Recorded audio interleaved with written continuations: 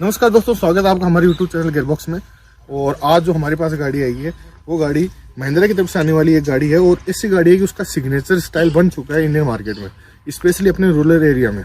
जिस प्रकार की फैन फॉलोइंग अपनी स्कॉर्पियो की है वैसी ही इस गाड़ी की है। तो जो गाड़ी हमारे पास है आज वो है महिंद्रा की तरफ से आने वाली बोलेरो गाड़ी। ये गाड़ी रूरल एरिया में काफ़ी धाक जमा चुकी है और ये गाड़ी आज भी उतनी ही सेल्स हो रही है इस गाड़ी की जितनी पहले होती थी। इस गाड़ी का एक फेसलिफ्ट आ चुका है जो नियो नाम, बोलेरो नियो नाम से बिक रहा है मार्केट में। फिर भी ये गाड़ी उस गाड़ी से भी ज़्यादा सेल ले रही है अभी। यदि इस गाड़ी के पावर की बात करूँ तो आपको मिलेगी 70 bhp पावर और उसके साथ यदि टॉर्क की बात करूँ तो आपको मिलेगी 295 का टॉर्क। और यदि इस गाड़ी के आपको ग्राउंड क्लियरेंस के बारे में बताऊँ तो आपको ग्राउंड क्लियरेंस मिलेगा 200 Nm का। और ये काफ़ी एक अच्छा ग्राउंड क्लियरेंस है इस गाड़ी को लेके, क्योंकि आपको यदि जैसे रूरल एरिया में जैसी सड़कें हैं उन पे चलाने के लिए गाड़ी बेस्ट है।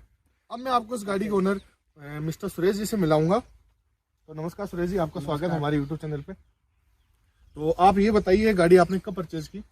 ये गाड़ी 2018 मॉडल है और मैंने सेकंड हैंड परचेज की थी। मेरे को परचेज किए हुए इसको लगभग 3 साल हो गए। अच्छा, आपको 3 साल गाड़ी हो गए। तो जब आपने परचेज की तो ऑन रोड आपको ये गाड़ी कितनी की पड़ी थी?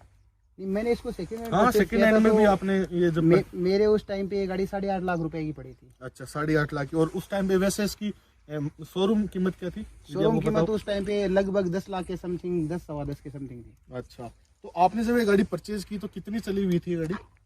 उस टाइम पे ये गाड़ी मात्र 45,000 किलोमीटर चली हुई थी। अच्छा, 45,000 किलोमीटर चली हुई थी। तो अभी तक आपने जितनी गाड़ी चलाई है उससे आप गाड़ी को, ये जो बोलेरो गाड़ी है उससे आप संतुष्ट हो? अभी तक 3 साल में मेरा तो रिव्यू यही है कि ये ग्रामीण परिवेश में इसके अलावा बेस्ट ऑप्शन अपने पास कोई और है नहीं। अभी तक मैं पूरी तरह से इस गाड़ी से संतुष्ट हूँ। बिल्कुल। तो बाकी बातें हम इस गाड़ी के अंदर बैठ के और इसको चलाते चलाते करेंगे। और मेरा ये मानना है कि यदि आपको एसयूवी चाहिए, असली एसयूवी चाहिए, तो आपके पास ये बोलेरो जैसी ऑप्शन है।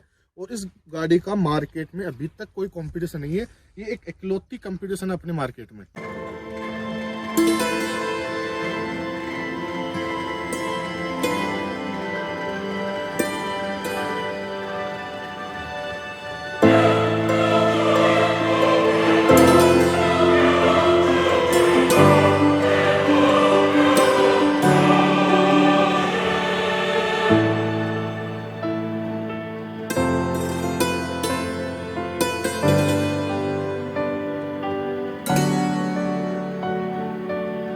तो सुरेश जी ये बताइए, आप जब गाड़ी हाईवे पे लेते हो तो हाईवे पे आपने जब लंबी चला रहे हो तो गाड़ी की स्टेबिलिटी कैसी है?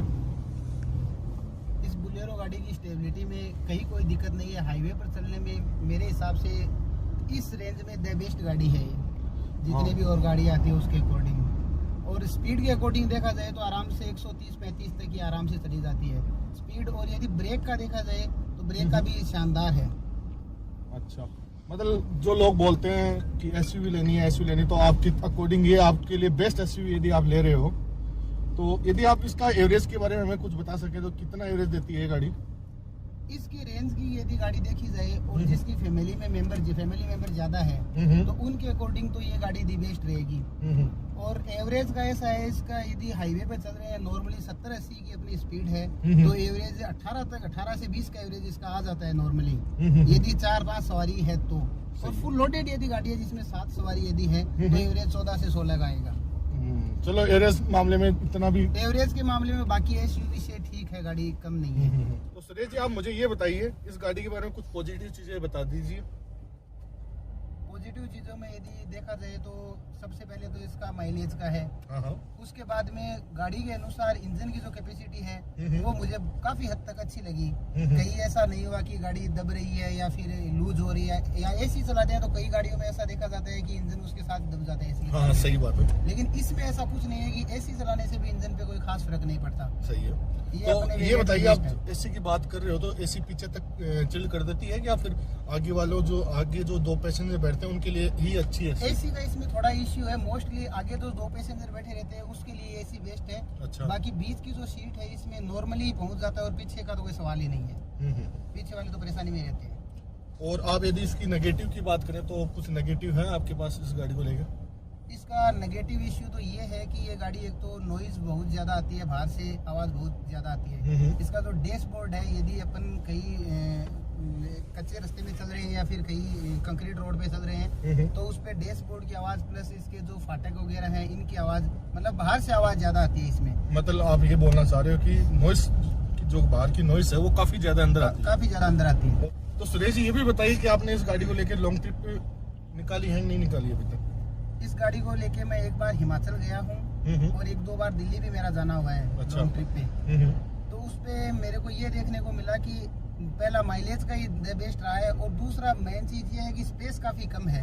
बीच की जो सीटें हैं उनको लेकर स्पेस काफी कम है और पीछे की 2 सीटें हैं उनमें तो केवल लगेज के काम में ले सकते हैं, बाकी यदि लॉन्ग ट्रिप पे जाना चाहिए तो ये उतनी नहीं कंफर्ट रहेगी जितनी बाकी एसयूवीज है। सही है। तो आप मुझे ये बताइए, जैसे कि नाइट ड्राइव आप करते हो तो इस गाड़ी का लाइटों का थ्रो कैसा है? नाइट ड्राइव में लाइटों का थ्रो अच्छा है, शानदार है और ऐसा थ्रो है कि जैसे नाइट में और गाड़ियों का फोकस बहुत ज्यादा पड़ता है जिससे सामने वाले व्हीकल परेशानी में आ जाते हैं, ऐसा भी नहीं है, लेकिन अपने को ड्राइवर को अच्छा सेफ फील होता है। सही। तो आप मुझे ये बताइए कि आप बाहर से इस गाड़ी में आपने कुछ काम करवाया है? बाहर से मैंने अभी तक तो इसमें कुछ भी इंस्टॉल नहीं करवाया है, केवल फॉग लैंप के अलावा बाकी इसमें कोई भी बाहर से इंस्टॉलेशन नहीं करवाया अभी तक। अच्छा, मतलब आपने जो गाड़ी स्टॉक है वो स्टॉक रखी है? बिल्कुल भाई। तो आप मुझे ये भी बताइए कि महिंद्रा की सर्विस के बारे में आपका क्या कहना है? महिंद्रा की यदि ओवरऑल सर्विस देखा जाए तो बहुत शानदार है, इसमें कोई भी नेगेटिव पॉइंट मेरे को देखने को नहीं मिला है अभी तक। अच्छा, तो आपने जितनी सर्विस करवाई वो महिंद्रा के थ्रू करवाई है या बाहर से करवाते हो? अभी तक जितनी भी मेरी सर्विस हुई है टोटल महिंद्रा से हुई है। अच्छा, चलो बढ़िया बात है। मतलब ये गाड़ी अभी में आप सामने जो ट्रेन देखोगे वो आप देख सकते हो कि मिट्टी वाला है और गाड़ी काफी स्टेबल चल रही है और ऐसा नहीं लग रहा है कि गाड़ी को कोई एक्स्ट्रा पावर एफर्ट लगाना पड़ रहा हो। और जो बोलेरो है वो गाड़ी इसी के लिए बनी है कि आप रफली इस एरिया में चला सकते हो, इस गाड़ी के साथ आप ऑफ रोडिंग भी कर सकते हो। हाँ, इसमें एक दिक्कत है कि आपको 4x4 वाला ऑप्शन नहीं मिलता अभी तक, लेकिन जितनी रोड रखते हो गाड़ी को बोलेरो को उतना ही इस गाड़ी में चलाने को फील आता है। तो सुरेश जी, आप जब हम बाहर बैठे थे बात कर रहे थे तो आपने बताया था इस गाड़ी का आपने डैशबोर्ड भी खुलवाया था, तो उसकी क्या कहानी है? उसकी कहानी ऐसा है, मैं जब ये गाड़ी 2020 में लाया था उस टाइम पे डैशबोर्ड में ऐसी आवाज आती थी तो मेरे को इतना पता नहीं था कि स्टार्टिंग से इसमें आवाज आती है। तो मैं मिस्त्री के पास गया और मिस्त्री ने डैशबोर्ड खोलने से ही मना कर दिया। मिस्त्री बोला कि इसमें आवाज आती रहती है और मैं अलग अलग मिस्त्रियों के पास गया। अच्छा। उसके बाद जो मेरे मामा जी का लड़का है उसने नई बोलेरो लाई थी, उसको मैंने चला कर देखा तो सेम समस्या उसमें भी यही थी। अच्छा। एक मेरे अनुसार एक नेगेटिव पॉइंट गाड़ी में यही है कि इसका डैशबोर्ड आवाज करता है, बाकी कोई नेगेटिव पॉइंट नहीं है गाड़ी में। तो आप मुझे ये भी बताओ कि आपकी सर्विस कॉस्ट क्या आती है और इसको ईयरली मेंटेनेंस इसका जो है वो कितना आता है आपको इस गाड़ी को? मेंटेनेंस के नाम पर तो यदि कोई गाड़ी खरीदना चाहिए बोलेरो तो मैं कहूँगा प्रायोरिटी इसी की रखो। अच्छा। क्योंकि मेंटेनेंस गाड़ी का 0 है। जैसे स्विफ्ट डिजायर का मेंटेनेंस आता है सेम उसके बराबर ही इसका मेंटेनेंस है, कोई मेंटेनेंस नहीं आता, सिर्फ एक अलाइनमेंट के अलावा कोई मेंटेनेंस नहीं है इसका। और सर्विस कॉस्ट का ऐसा है 13 से 15 हज़ार रुपए, आराम से 13 से 15 हज़ार रुपए में हो जाता है। अच्छा। मैक्सिमम है 13-15 है, इससे ज्यादा नहीं आता है। यदि आपको गाड़ी चाहिए वो भी स्विफ्ट के मेंटेनेंस में तो आप गाड़ी को कंसिडर कर सकते हो। आपको एक एसयूवी मिलेगी, फुल साइज एसयूवी है। आजकल जो नकली एसयूवीज मार्केट में चल रही है उनसे बहुत बेहतर गाड़ी है और ये गाड़ी की आपको ये जरूर है गाड़ी में आपको अच्छे फीचर्स नहीं मिलने वाले हैं, फीचर्स से आपको हाथ धोना पड़ेगा, बट जो इस गाड़ी को चलाने का फील है प्लस में आपको जो ये ग्राउंड क्लियरेंस आपको गाड़ी को देखने को मिलता है वो बहुत ही बढ़िया है। और आप यदि मेरी माने तो ये गाड़ी को आप कंसिडर कर सकते हैं। तो सुरेश जी, आप मुझे ये बताइए कि आप ये गाड़ी दूसरों को रिकमेंड करेंगे? बिल्कुल, मैं ये गाड़ी रिकमेंड करना चाहूँगा उनको, खासकर जो ग्रामीण क्षेत्रों से आते हैं और जिनको लॉन्ग ट्रेवल नहीं करना है उनके लिए ये गाड़ी दी बेस्ट ऑप्शन है। इसके अलावा कोई और एसयूवी नहीं है। अच्छा दोस्तों, ये थी बोलेरो के साथ हमारी आज की वीडियो। यदि ये वीडियो आपको यदि पसंद आई है तो लाइक करें, शेयर करें और हमारे चैनल को सब्सक्राइब करें। धन्यवाद।